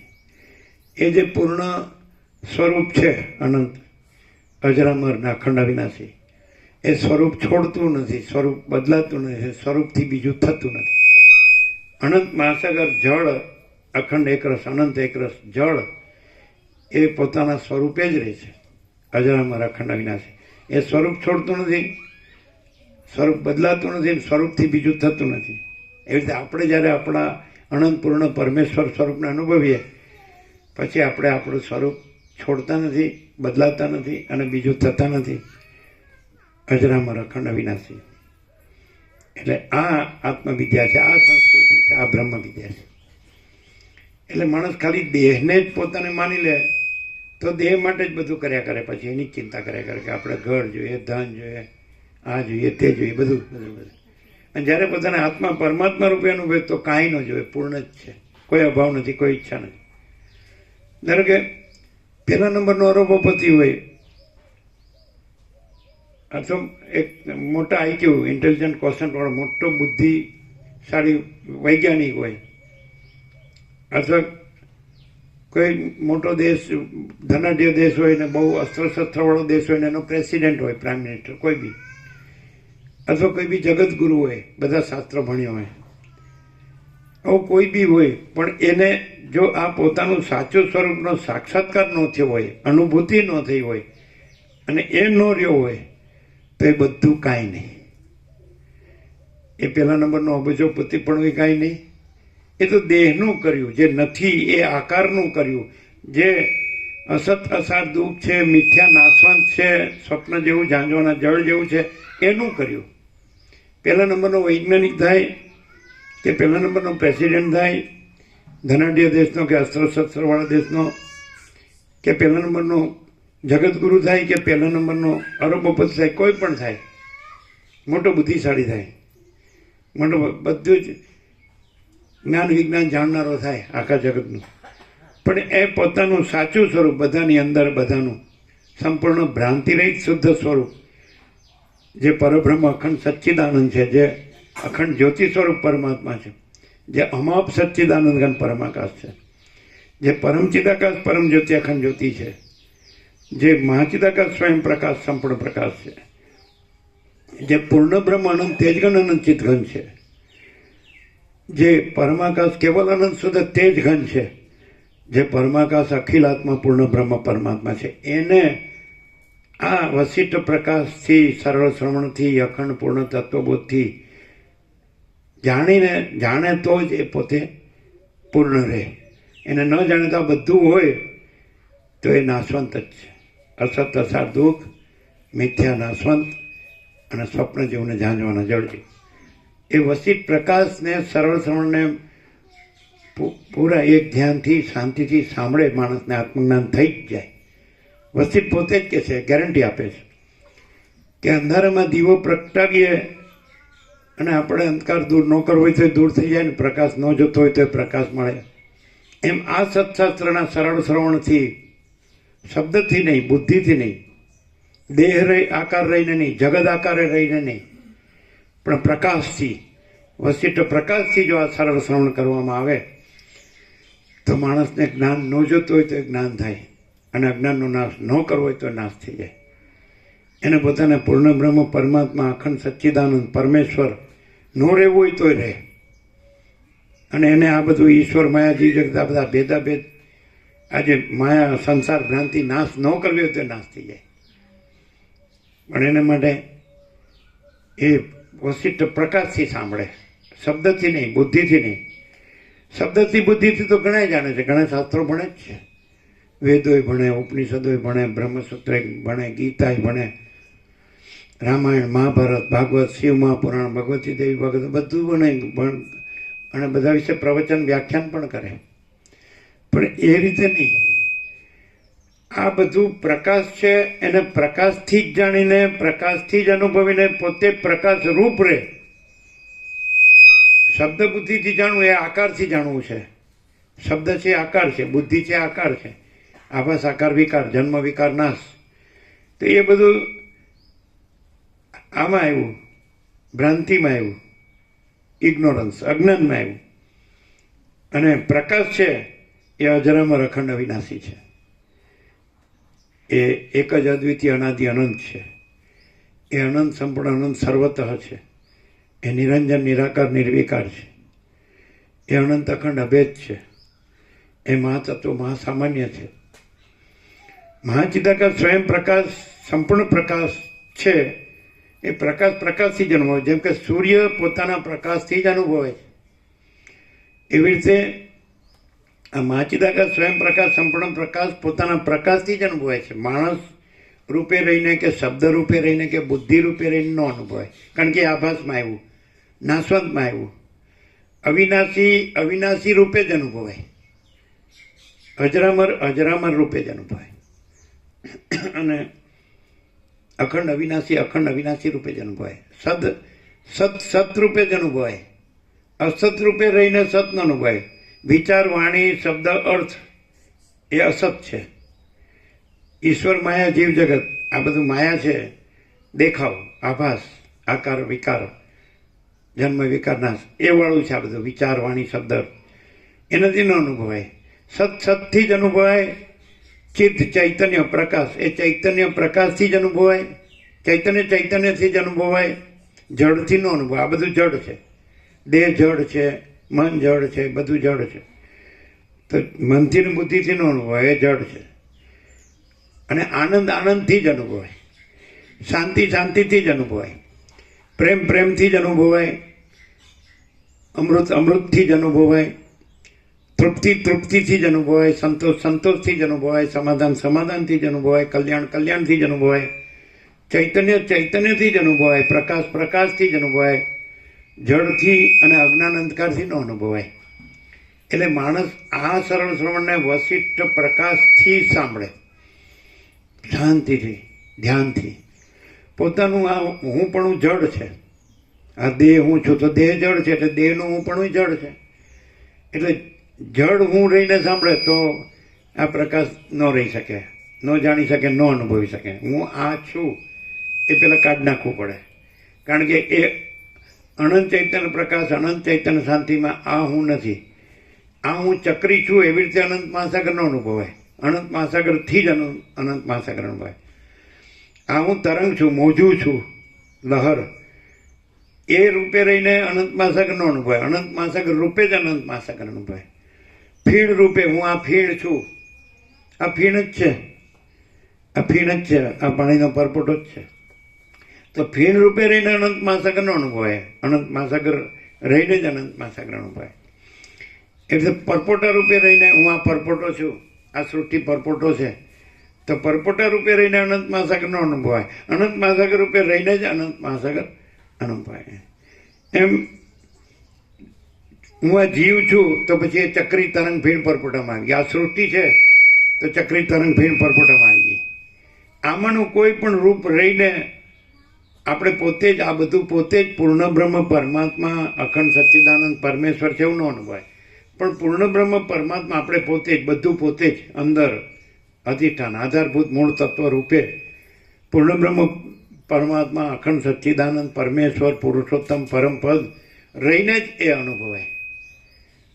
જો દેહ રહેશો તો દેહ અનુભવાશે, કર્મેન્દ્રિય જ્ઞાનેન્દ્રિય રહેશો તો કર્મેન્દ્રિય જ્ઞાનેન્દ્રિય અનુભવાશે, દ્રશ્ય રૂપે રહેશો તો દ્રશ્ય અનુભવાશે, શબ્દ સ્પર્શ રૂપરસ ગંધ રૂપે રહેશો તો શબ્દ સ્પર્શ રૂપરસ ગંધ અનુભવાશે, મન બુદ્ધિ ચિત્તાંકાર રૂપે રહેશો તો મન બુદ્ધિ ચિત્તાંકાર અનુભવાશે, પ્રાણ રૂપે રહેશો તો પ્રાણ અનુભવાશે, પ્રકૃતિ રૂપે રહેશો સત્વગુણ રજોગુણ તમોગુણ તો પ્રકૃતિ અનુભવાશે, સત્વગુણથી જ્ઞાન ને સુખ ને, રજોગુણથી પ્રવૃત્તિ લોભ ને, રજોગુણથી મૂળતા જડતા અજ્ઞાન ને, તો પ્રકૃતિ રૂપે રહેશો તો પ્રકૃતિ અનુભવાશે, પ્રાણ રૂપે રહેશો તો પ્રાણ અનુભવાશે, જીવ રૂપે રહેશો તો જીવ અનુભવાશે, સાક્ષી રૂપે રહેશો તો સાક્ષી અનુભવાશે, અને પૂર્ણ બ્રહ્મ પરમાત્મા અખંડ સચ્ચિદાનંદ પરમેશ્વર પુરુષોત્તમ પરમપદ રૂપે રહેશો તો પૂર્ણ બ્રહ્મ પરમાત્મા અખંડ સચ્ચિદાનંદ પરમેશ્વર પુરુષોત્તમ પરમપદ અનુભવાશે.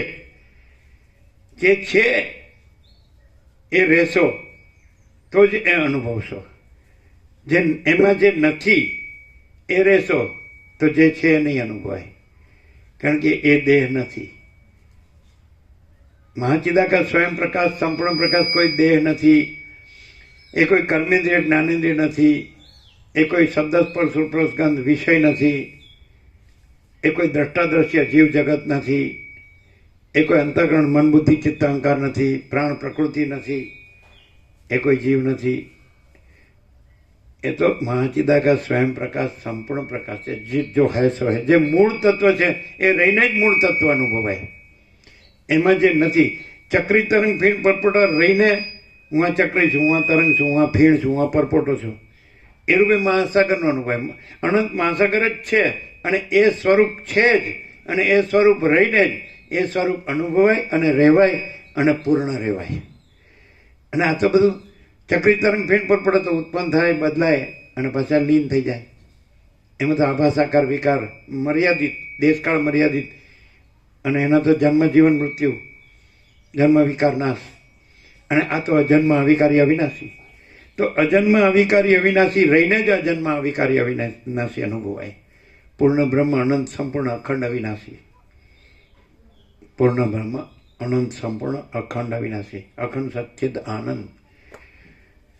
તો એ સત છે, એ ચૈતન્ય છે, એ આનંદ છે, એ પ્રેમ છે, એ શાંતિ છે, એ અમૃતત્વ છે, એ તૃપ્તિ છે, એ સંતોષ છે, એ સમાધાન છે, એ કલ્યાણ છે, એ whole and sole all in all છે.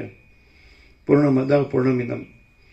તો એ રહીને જે અનુભવ એ છીએ જ આપણે રહેલા. શા માટે માનીએ કે હું આ છું? અંદર શું છે? બધાની અંદર, આકાશથી પૃથ્વી, પૃથ્વીની રજ સુધી, તો બધાની અંદર એ જ છે પૂર્ણ બ્રહ્મ પરમાત્મા પરમેશ્વર અખંડ સચ્ચિદાનંદ પરમપદ. તો પોતાને મૂળ જે અધિષ્ઠાન આધારભૂત મૂળ તત્વ રૂપે દરેક અનુભવે, એટલે પોતે એક જ અનંત પૂર્ણ પરમ ચૈતન્ય પ્રકાશ સ્વરૂપ છે. પરમ સત સ્વરૂપ, પરમ ચૈતન્ય સ્વરૂપ, પરમ પ્રકાશ સ્વરૂપ, પરમ આનંદ સ્વરૂપ, અનંત પ્રકાશ, અનંત આનંદ, અનંત શાંતિ, એ પોતાનું સ્વરૂપ છે. એ આત્મજ્ઞાન છે ને એ આત્મ સાક્ષાત્કાર છે. એ સ્વયં સિદ્ધ, સ્વયં પ્રકાશ, સ્વયં પૂર્ણ, સ્વસ્વરૂપ. કંઈ કરવાનું નથી, છે જ. મેળવવાનું નથી, છે જ. સાચું જાણવાનું, સાચું અનુભવવાનું, સાચું રહેવાનું અને સાચો પ્રકાશ કરવાનો છે જ. ખોટું છે જ નહીં. આપણે અનંત મહાસાગર જોતા હોય એટલે આપણે જાણીએ જ છીએ કે અનંત મહાસાગર એ અનંત જળ એકરસ જ છે. ચક્રી તરંગ ફેણ પર પડે તો ખાલી ભ્રાંતિ જ છે. એવી રીતે માયામન જીવ જગત ખાલી ભ્રાંતિ જ છે. બાકી અનંત એ મહાચૈતન્ય પ્રકાશ મહાસાગર છે. તો એ બધાની અંદર બધાનું સાચું સંપૂર્ણ ભ્રાંતિરહિત શુદ્ધ સ્વરૂપ એ મહાચિદાકાશ સ્વયં પ્રકાશ સંપૂર્ણ પ્રકાશ છે. એ પરમ ચિદાકાશ પરમ જ્યોતિ અખંડ જ્યોતિ છે. એ પૂર્ણ બ્રહ્મ અનંત તેજઘન અનંત ચિદઘન છે. એ પરમાકાશ કેવલ અનંત શુદ્ધ તેજઘન છે. એ પરમાકાશ અખિલ આત્મા પૂર્ણ બ્રહ્મ પરમાત્મા છે. આ કેવળ સ્વરૂપ છે. એ અનંત વ્યાપક સમાન પૂર્ણ એકરૂપ છે. એકરૂપ જ છે. અને અનંત વ્યાપક અવૈયક્તિક સાર્વત્રિક જ છે. એ કાંઈ આનું ને આનું નહીં ને આનું વધુ ને આનું ઓછું એવું નહીં. અનંત એકરૂપ એ અનંત એકરૂપ. અખંડ એકરસ છે. અખંડ એકરસ. બરાબર છે. આ પ્રસાદ આપી દો.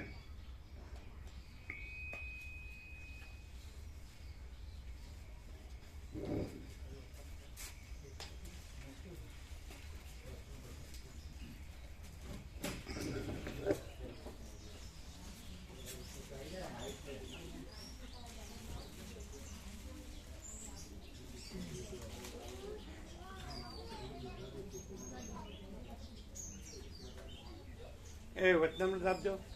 બસ આપ્યા બધાને, બધાને આપ્યા. પછી ભગવાનના વ્યાપક વાર્ષિકોત્સવની પત્રિકા આપી. આપો આપો આપો.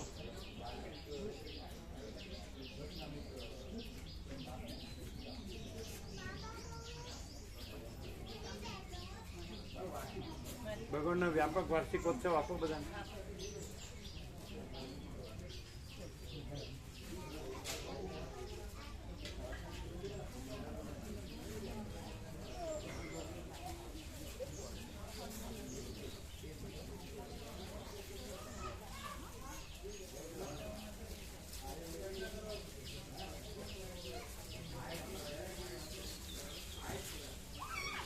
એમની પાસે એમને મુકાપ્રભુ 53 આપો.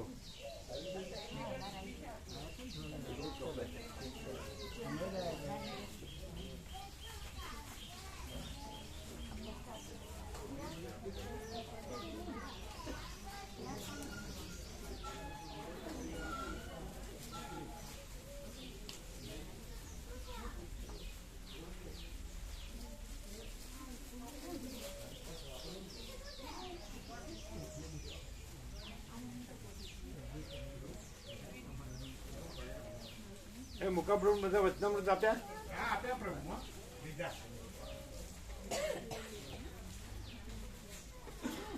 હવે એ મામા પ્રભુ આ બધાને આપો. બીજા કોણ પડો બોલ. એ બધાને કોથળી આપો ને. આ તો કોથળીમાં આપો. બધાને કોથળીમાં આપો.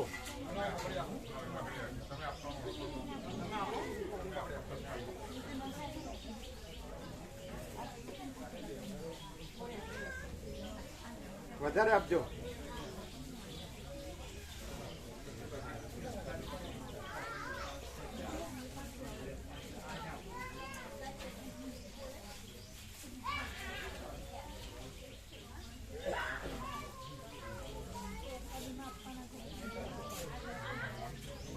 બરાબર.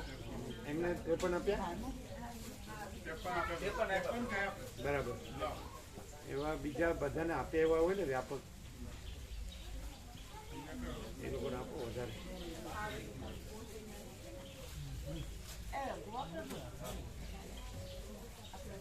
બીજા આજે જે નવા આવ્યા હોય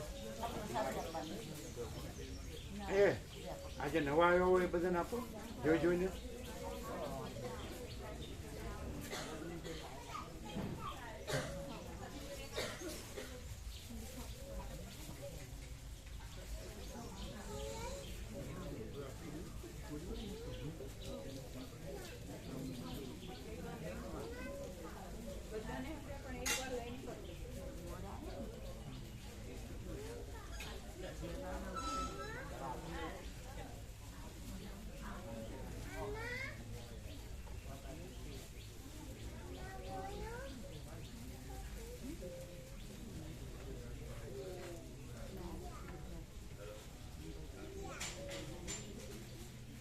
જોજો જરા હા. નવા આવ્યા હોય ને જો આ ભૂલી જશે બદલની બધાને આપી